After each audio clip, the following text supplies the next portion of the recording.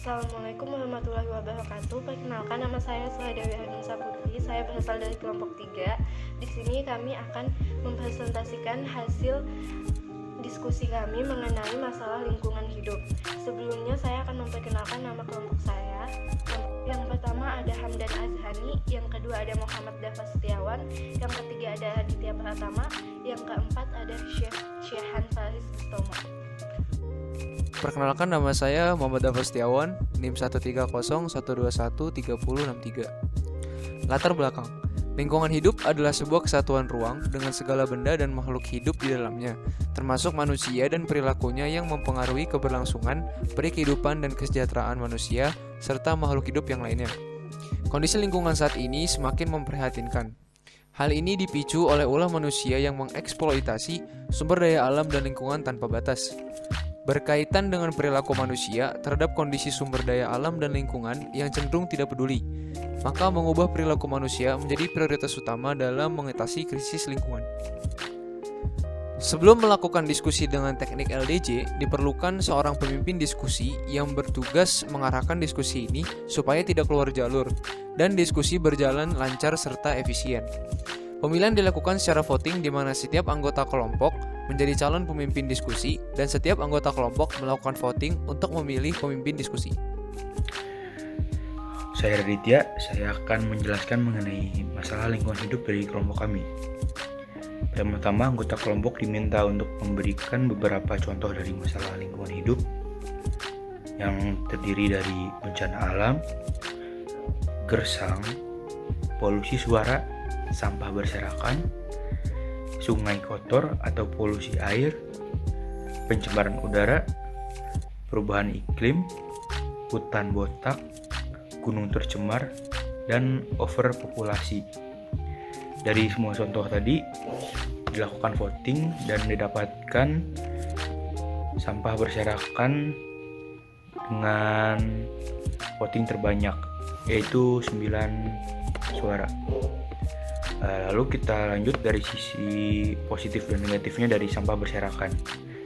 Dari sisi negatifnya ada bau, risih, berbahaya bagi hewan, sumber penyakit, banyak lalat, bisa menjadi sarang nyamuk, menyebabkan bencana alam, berbahaya lingkungan, lalu sampahnya bisa terbang, lalu merusak lingkungan, ganggu, dan menambah nama buruk, dan masih banyak lainnya.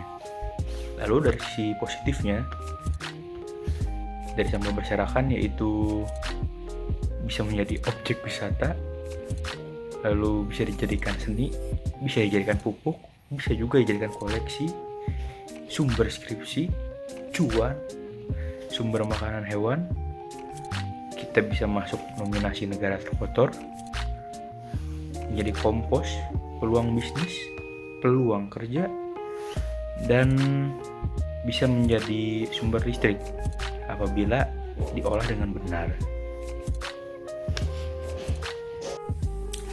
Terima kasih Saudara Adit. Saya Hamdan Azhani dengan NIM 13012-13129 akan melanjutkan penjelasan hasil diskusi ini.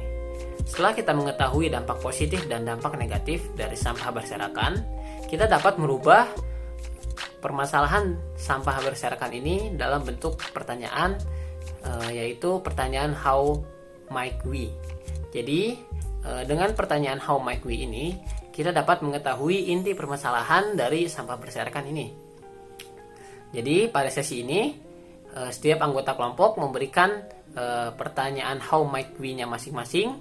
Kemudian pertanyaan-pertanyaan tersebut dikategorikan dan dilakukan voting. Pertanyaan dengan voting terbanyak akan menjadi inti permasalahan pada diskusi ini. Jadi setelah dilakukan voting, didapatkan bagaimana supaya sampah tidak berserakan sebagai inti permasalahan pada diskusi ini.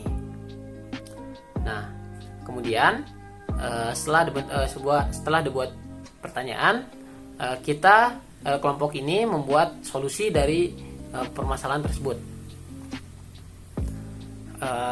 Jadi setiap anggota kelompok memberikan solusinya masing-masing, kemudian solusi tersebut dikategorikan dan kemudian dilakukan voting berdasarkan kira-kira mana sih solusi yang bakal menjadi paling tepat untuk masalah ini. Nah, setelah dilakukan voting, maka solusi-solusi ini akan dibuat ke dalam kuadrannya masing-masing. Assalamualaikum warahmatullahi wabarakatuh. Perkenalkan, nama saya Syahan Faris Gustomo dengan NIM 13012010530. Mengelompokkan solusi berdasarkan dampak dan usahanya. Setelah dilakukan voting, dibuat sebuah diagram di mana solusi yang ditempatkan makin ke kanan, maka usaha yang diperlukan semakin besar, dan semakin ke kiri maka sebaliknya. Begitupun juga dengan ke atas, maka dampaknya akan semakin besar, dan semakin ke bawah maka sebaliknya. Lalu kesimpulan yang dapat diambil berdasarkan LDJ ini adalah masalah lingkungan hidup yang paling relevan di sekitar kelompok ini, yaitu adalah sampah yang berserakan. Dan hal yang paling efektif yang dapat kita lakukan untuk membuat sampah tidak terlihat berserakan adalah dengan membuang sampah di tempat yang sudah disediakan. Karena cara ini merupakan solusi dengan dampak besar tetapi memerlukan usaha yang sangat kecil. Sekian presentasi dari kelompok 3 tentang bagaimana menanggapi masalah lingkungan hidup menggunakan LDJ. Kurang lebihnya mohon maaf. Wassalamualaikum warahmatullahi wabarakatuh.